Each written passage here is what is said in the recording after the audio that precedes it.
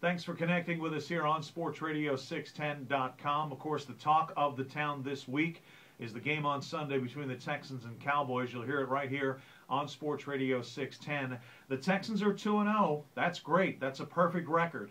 But as we all know, they are far from perfect, and most notably, their pass defense has been seriously lacking. Despite their pass defense, they are 2-0. They've given up 822 yards passing in their first two games. Only team in NFL history to open a regular season by giving up back-to-back games of 400-plus yards passing.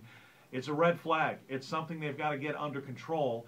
And the hottest receiver in the NFL this side of Andre Johnson, Miles Austin, comes to town on Sunday. Yeah, Miles Austin has quickly risen to the ranks of, not quite on the par with Andre Johnson, but he's one of the best receivers in this league. And the matchup with Kareem Jackson on Miles Austin is not a good one for the Texans. Kareem Jackson is still learning to play at this level, and he's a big reason. It's not just him. Glover Quinn only has one full year experience in this league. He's in his second year.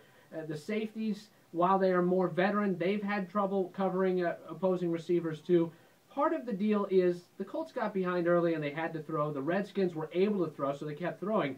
The Cowboys are also a good passing team, and that could be a big problem Sunday at Reliance Stadium. Well, when you have an explosive offense like the Texans do, and it's not crazy to say they might have the best offense in the NFL, you're going to be playing in some high-scoring games. You may be playing against teams like the Colts in Week 1 that are playing catch-up and throwing a lot. So I do think that's a factor also. Look, they've defended 122 plays from scrimmage in two games, 95 passes, and only 27 rushes. So if you're going to get passed on 47 or 48 times a game on average, opposing teams are going to put up passing yardage, but most disturbing is the fact that the Texans have allowed 9 yards per pass attempt. They have to fix that. And history says that you don't succeed in the playoffs if you have that bad of a pass defense. There have been 22 teams in NFL history that have had two 400-yard passing games against them, and only 7 of those 22 have made it to the playoffs, and none of those 7 have made it to a Super Bowl. The Texans need to shore up the problem. There's still time to do it.